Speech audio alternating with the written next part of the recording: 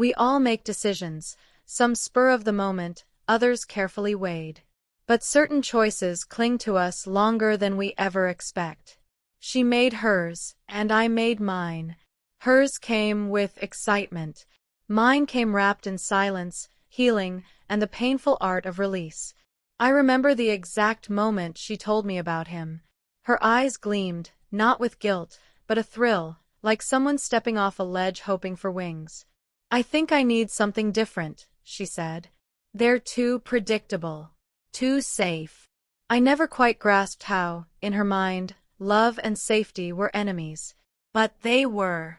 I loved her in quiet ways, consistently, without drama. I showed up, remembered the little things she said even when they rambled, stayed awake when she crumbled, and celebrated every one of her wins like they were my own. But maybe stability doesn't make your pulse quicken the way chaos does. She didn't leave in a whirlwind of yelling or slamming doors. She slowly faded, like waves quietly receding from the shore, until one day, she was simply gone. With him. He was spontaneous, unpredictable, intense. The type who messed up boldly and said sorry with grand gestures and wildflowers. I'd known men like him before. He was the thrill of the moment. I was the promise of always.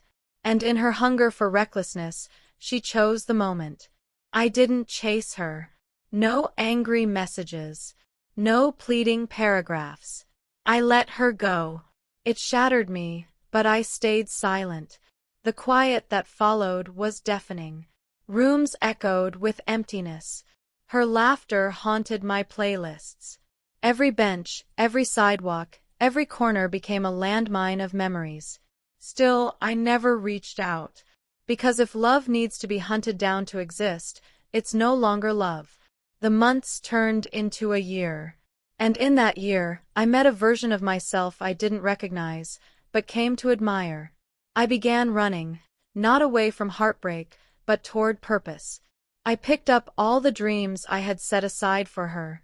I reconnected with old friends, revived forgotten passions, traveled more, slept more peacefully, even started painting again. And eventually, I met someone. Not the movie scene kind of meeting.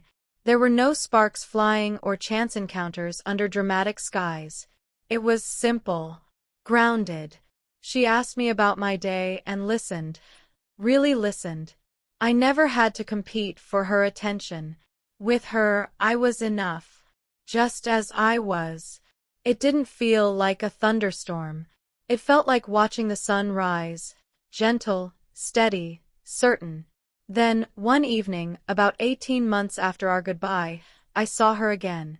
I was at a bookstore, coffee in hand, arms loaded with novels when I heard a voice softly say, "Hey!" I turned. It was her. She hadn't changed on the outside. But there was something different in her expression. Her eyes no longer sparkled with mischief. Instead, they held a quiet question, or maybe regret. I smiled faintly and greeted her. She hesitated, then asked if we could sit and talk. We ended up in a quiet little cafe. The same one, ironically, where we used to imagine growing old together. She looked down often.